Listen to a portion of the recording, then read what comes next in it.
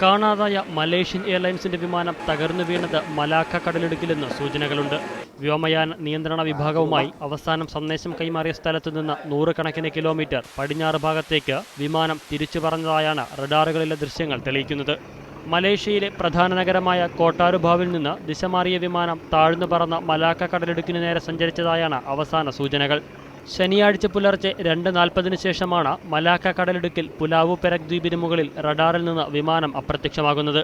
അതേസമയം മലേഷ്യയുടെ കിഴക്കൻ തീരത്തെ തായ്ലൻഡ് ഉൾക്കടലിലും പടിഞ്ഞാറൻ തീരത്തെ മലാക്ക കടലിടുക്കിലും തെരച്ചിൽ തുടരുകയാണ്. മലാക്ക കടലിടുക്കിൽ വിമാനാവശിഷ്ടങ്ങൾ കണ്ടെത്തിയതായി സ്ഥിരീകരിക്കാത്ത റിപ്പോർട്ടുകളുമുണ്ട്. തായ്ലൻഡിൽ നിന്ന് സമുദ്രാന്തർഭാഗത്ത് തെരച്ചിൽ നടത്താനുള്ള ഉപകരണങ്ങൾ കൊണ്ടുവന്ന് തെരച്ചിൽ തുടരും. ഇതിനിടെ വ്യാജ പാസ്പോർട്ടുമായി യാത്ര ചെയ്തവരെ തിരിച്ചറിഞ്ഞതായും വിമാനം കാണാതായതിനു പിന്നിൽ അട്ടിമറിയോ തീവ്രവാദ പ്രവർത്തനമോ അല്ലെന്നും ഇന്റർപോൾ അറിയിച്ചു. Obviously, initially we were trying to determine whether or not it was or wasn't a terrorist incident.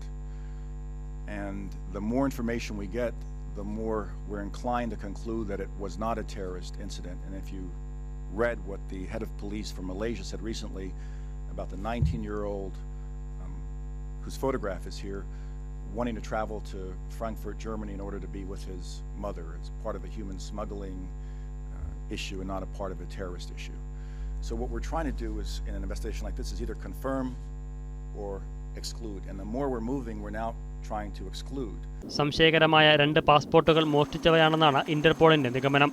5 പാസ്പോർട്ടുകൾ കേന്ദ്രീകരിച്ചാണ് അന്വേഷണം നടന്നത്.